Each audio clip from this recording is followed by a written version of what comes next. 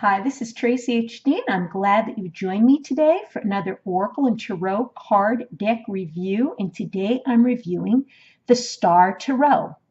And this is by Kathy McClelland. I just received it about 10 minutes ago, so I will be unboxing it for the first time as I'm making the video. First of all, it comes in a very nice, sturdy box. Love, love, love the packaging. And if you watch my videos, you know packaging is very important. And look at how nice this opens up. Okay, and we have beautiful artwork inside. How gorgeous is that? And then inside, we have guidebook. Okay, and the guidebook is going to be nice glossy finish. Okay, very nice thick guidebook, well made. This is like an actual book that you purchase from a bookstore, not one of those little leaflets or booklets or pamphlets or whatever you get in most of the decks. This is well made. This was well worth the purchase in itself. And inside the book, we're going to see the dedication, the table of contents. There's going to be acknowledgments in a foreword, preface,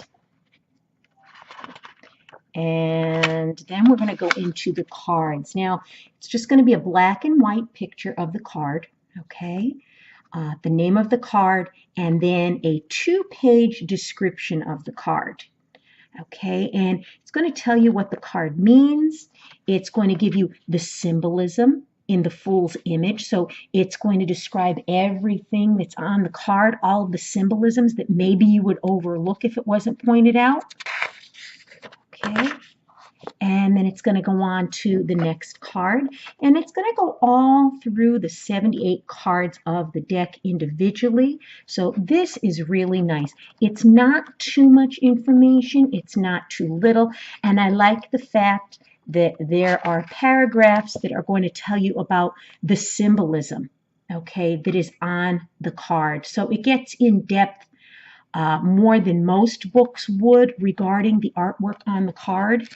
And again, it's going to go through all 78 cards, and it's going to go through to the very end. We're looking at, there's a bibliography at the end. So we're looking at a book that is about 213 pages. Very, very nice, well-made guidebook. Can't wait to read this. I'm going to start reading this tomorrow. And then let's take a look at the cards. Okay. And let's slip this off. And we'll just take a moment to undo that. Okay, and the backs are very simple but nice. Okay, and cardstock's kind of on the thin side, but it's okay. It's okay. The artwork, I believe, is going to make up for that. And beautiful, beautiful artwork. Well, let's start from the beginning here. Okay, we have the Fool. We have the Magician. Not a fan of these borders. These borders are going to be coming off. I actually saw someone on YouTube that took the entire border off, and boy, did that look nice. I mean, the artwork really popped. They cut the top off, they cut the bottom, and both sides, and all that was left was like the little insert here. Don't know if I'll be that brave, because I do like the words and the numbers on the cards, so maybe I'll just trim down the side. But anyway, that's another video in itself. The High Priestess, the Empress, and the colors are so vivid, and the pictures are just so detailed for the Emperor. 5, the Hierophant. 6, the Lovers. 7, the Chariot. 8, Strength. Look at how beautiful that is. It just has a magical, dreamy feel with a crescent moon in the back, and the lion is so detailed, and she's just so vibrant standing there. Beautiful trees. How magical is that? The Hermit, and the Hermit card is usually what sells me on the deck. If I like the Hermit card and the Tower. The Tower is another big one for me. Those are the two that I really focus on. They grab my attention, and if they do, I'll buy the deck. Even if I'm not crazy about the rest of the cards so much, if it's a good Hermit card, I'm sold. And this one is a good Hermit card. Love it. 10, the Wheel of Fortune. 11, Justice. 12, the Hanged One. It's not the Hanged Man or the Hanged Woman, the Hanged One. 13 is Death. 14, Temperance. 15, the Devil. It's a very interesting take on the devil. Very unique. The Tower. The Star. How beautiful is that? The blue is so peaceful and calming, and she's dipping her toe into the water here in front of her. She's surrounded by butterflies and this halo. Gorgeous, gorgeous. The Moon. Very, very mystical and magical looking card as well. The Sun. 20 is Judgment. 21, the World. And that's actually the picture that is on the box and on the guidebook. Ace of Wands. What energy this card has. 2 of Wands.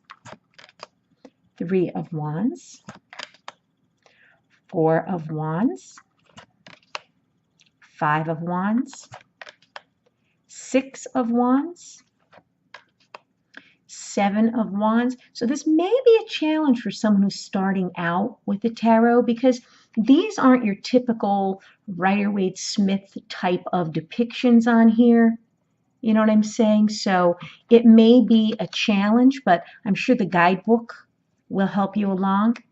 7 of Wands. 8 of Wands. 9 of Wands. And the 10 of Wands.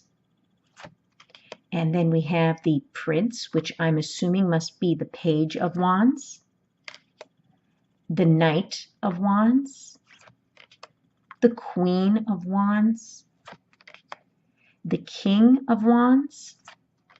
Then we go into the Ace of Cups. The 2 of Cups. The 3 of Cups. And we have the women holding up the cups. So it's doable. It's doable. I could see a resemblance to other tarot decks with that one, but some of the cards don't seem like they follow what you would traditionally see. So that's what I'm saying. It may be a little bit of a challenge for someone who is a new reader. The 4 of Cups. The 5 of Cups. So we do have the cups spilled here and the other 2 upright. 6 of Cups. So again, it's not like our traditional pictures that we're used to seeing, but very beautiful. 7 of Cups. 8 of Cups. 9 of Cups. And the 10 of Cups. Then we have the Princess of Cups, which would be the Page. They're using the word princess instead of page of Cups. The Knight of Cups. The Queen of Cups. The King of Cups. And I think I'm drawn to this deck because of all the shades of blue. And the blue just gives it such a calming, peaceful, serene type of feeling. And that's what really draws me to these cards. The Ace of Pentacles. This is very earthy with the tree wrapped around the pentacle. The 2 of Pentacles. Now, normally we would see someone juggling the 2 of Pentacles. Here, it's just basically on the card, symbolizing 2 pentacles. There are no characters on here. 3 of Pentacles. 4 of Pentacles. 5 of Pentacles. 6 of Pentacles. 7 of Pentacles. 8 of Pentacles. Now again, we would normally see someone working on their craftsmanship, perfecting something, working hard. This is basically just the pentacles, and we have different animals circling here. So very different take. 9 of Pentacles. 10 of Pentacles. This is a beautiful description of the 10 of Pentacles. Princess of Pentacles, which would be the Page of Pentacles, Knight of Pentacles, Queen of Pentacles, and such earthy green surrounding her, and the beautiful colors. The colors are just amazing. King of Pentacles, Ace of Swords with the upright sword, Two of Swords, and I love the look on her face. Looks like she has a reflection here. The Three of Swords. Now this is a very good description of the Three of Swords. I would say this person kneeling down with their hands over their face, and the dark clouds above, and the heart being pierced 3 times. This is an amazing card. The Four of Swords. We have the woman lying underground. Looks like maybe they're in hibernation. Looks like it's beneath the ground, resting. Five of Swords. Six of Swords.